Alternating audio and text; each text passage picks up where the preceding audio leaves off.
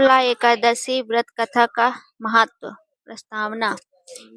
हिंदू धर्म में एकादशी व्रत का अत्यंत महत्व। वर्ष भर में आने वाली 24 एकादशियों में सफल एकादशी का विशेष स्थान है। यह एकादशी पौष मास के कृष्ण पक्ष में आती है और भगवान श्री हरि विष्णु को अत्यंत प्रिय मानी जाती है। शास्त्रों के अनुसार इस दिन श्रद्धा, नियम और भक्ति के साथ व्रत करने से जीवन के समस्त दुख दूर होते हैं, पाप नष्ट होते हैं और मनुष्य को सफलता, शांति तथा अत्यंत मोक्ष की प्राप्ति होती है। सफल एकादशी का नाम ही अपने आप में इसके फल को प्रकट करता है। जो भी भक्त सच्चे मन से इस व्रत को करता है उसका जीवन सफल हो जाता है। यह कथा हमें बताती है कि चाहे मनुष्य कितना ही पतित क्यों न हो, यदि वह सच्चे हृदय से भगवान विष्णु की शरण में आ जाए तो भगवान उसे स्वीकार करते हैं और उसका उद्धार करते हैं। प्राचीन काल की पृष्ठभूमि बहुत समय पहले की बात है।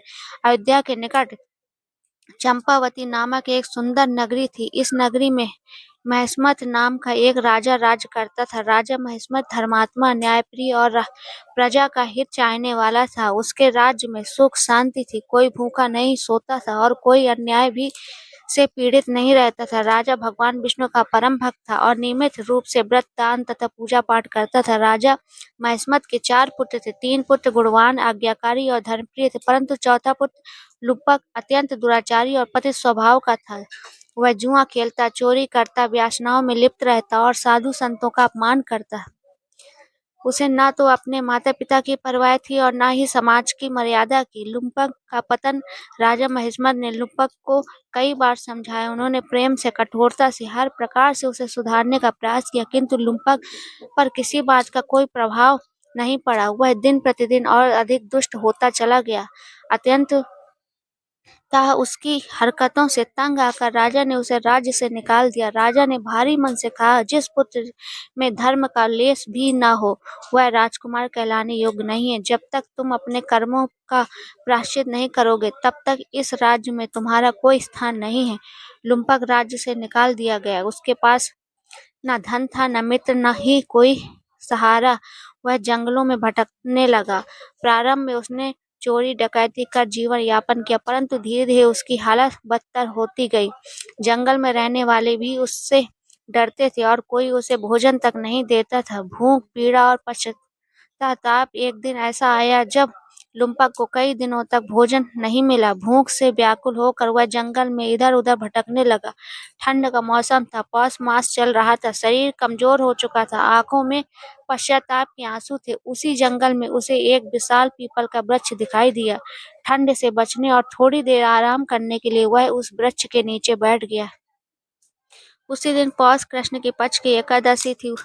यही सफला एकादशी थी। लुब्बक को न तो व्रत का ज्ञान था और न ही पूजा पाठ का ही कोई इच्छा, परंतु भूख के कारण वह दिन भर कुछ न खा नहीं सका। संयोगवश उसका उपवास हो गया। रात होने पर ठंड और बढ़ गई।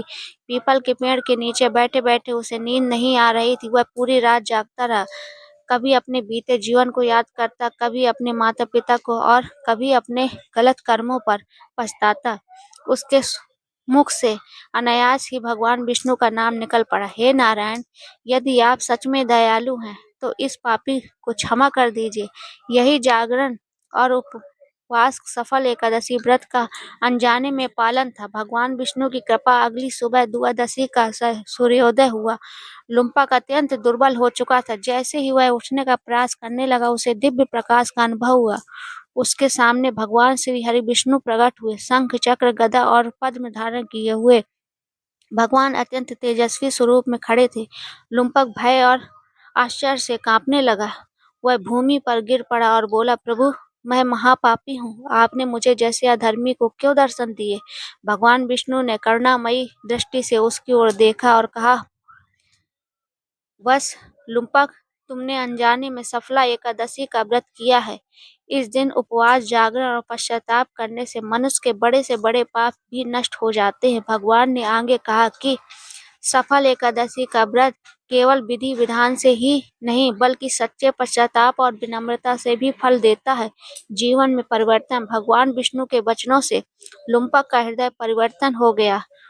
उसने भगवान से क्षमा मांगी और सदा धर्म के मार्ग पर चलने का संकल्प लिया। भगवान ने उसे आशीर्वाद दिया कि वह अपने जीवन में पुनः सम्मान, समृद्धि और शांति प्राप्त करेगा। भगवान के अंतर्ध्यान होते ही लुम्पंग ने स्वयं को स्वस्थ और शक्तिशाली अनुभव किया। कुछ समय पश्चात वह अपने पिता राजा महिष्मत के पास गया। राजा ने पहले उसे पहचानने से इनकार कर दिया, परंतु जब लुम्पक ने अपने पश्चाताप और भगवान विष्णु की कृपा की कथा सुनाई तो राजा की आंखों से आंसू बहने लगे। राजा ने कहा, बस जो भगवान की शरण में चला जाए वह कभी पतित नहीं रह सकता। राजा ने लुम्पक को पुनः स्वीकार कर लिया और उसे राजा में सम्मानजनक स्थान दिया। आगे चलकर लुम्पक एक धर्मात्मा, दयालु और न्यायप्रिय व्यक्ति बना। सफला एकादशी का महत्व। शास्त्रों में कहा गया है कि सफला एकादशी का व्रत करने से पापों का नाश होता है, दरिद्रता दूर होती है, मनोकामना पूर्ण होती है, जीवन में सफलता प्राप्त होती है, अंततः मोक्ष की प्राप्ति होती है। इस दिन भगवान विष्णु की पूजा, तुलसी पूजन, विष्णु सहस्त्र नाम का पाठ और रात्रि जागरण विशेष फलदायी माना गया है। उपसंहार। सफला एकादशी व्रत कथा हमें यह शिक्षा देती है कि कोई भी मनुष्य जन्म से पापी नहीं होता।